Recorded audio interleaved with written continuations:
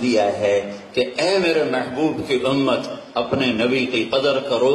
میں نے جب اس کو آسمانوں پہ بلایا تو میں خود زمین پہ آیا اس کو ساتھ لے جانے کے لیے. تو میں خود زمین پہ آیا اس کو ساتھ لے جانے کے لیے. تو میں خود زمین پہ آیا اس کو ساتھ لے جانے کے لیے. یہ کہ میں خود اپنے حبیب کو لینے آیا تھا. اس لیے جو آپ اوپر گئے ہیں تو جبریل کے کندھوں پہ سوار نہیں ہوئے. جبریل نے ہاتھ نہیں پکڑا، جبریل نے پروں پہ نہیں بٹھایا، جبریل کے کندھے پر ہاتھ رکھ کر نہیں گئے. جبریل اپنی رفتار سے گئے، میرے نبی اپنی رفتار سے گئے. جبریل تو خالی ساتھ نوکر بن کے جا رہا ہے.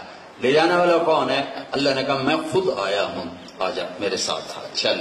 پہلا آسمان ہے. اللہ نے کہا میں خود آیا ہوں، آجا میرے ساتھ آ چل. پہلا آسمان ہے. اللہ نے کہا میں خود آیا ہوں، آجا میرے ساتھ آ چل. پہلا آسمان. کہ اللہ کے رسول صلی اللہ علیہ وسلم کے معراج کے وقت حضرت جبریل امین کا نیچے آنا نہیں ہے، بلکہ اللہ تعالیٰ خود زمین پر آ کے اپنے حبیب کا استقبال کیا اور اپنے حبیب کو لے کے گیا. کیا یہ ہے انبیاء کرام کی شان بیان کرنے کا طریقہ جس میں کفری الفاظ استعمال کیا جائے؟ کیا یہ ہے لوگوں کو اللہ تعالیٰ کی رحمت کی طرف قریب کرنے کا طریقہ کہ لوگوں کو اللہ تعالیٰ کے بارے میں ایسے غلط عقائد بیان کیے جائے؟ یہ صرف اور صرف جاہل کر سکتا ہے جس کو عقائد کے بارے میں کوئی علم نہیں. کوئی صحیح عالم ایسی بات کبھی نہیں کر سکتا، اس لیے کہ عالم کو قرآن کا علم ہوتا ہے، حدیث کا علم ہوتا ہے، تفاسیر کا علم ہوتا ہے، تفسیر پر، آیتوں پر، حدیثوں پر اس کی نظر رہتی ہے.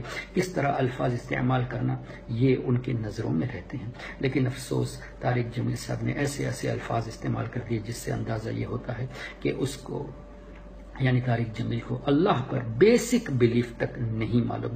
اب جس جماعت کے امیر کا یہ عالم ہو کہ وہ بیسک عقائد کو نہ جانے، اس سے کیا توقع رکھی جائے کہ وہ عوام کو سیدھا راستہ دکھا دے. اللہ تعالیٰ ایسے لوگوں سے بچائے رکھے.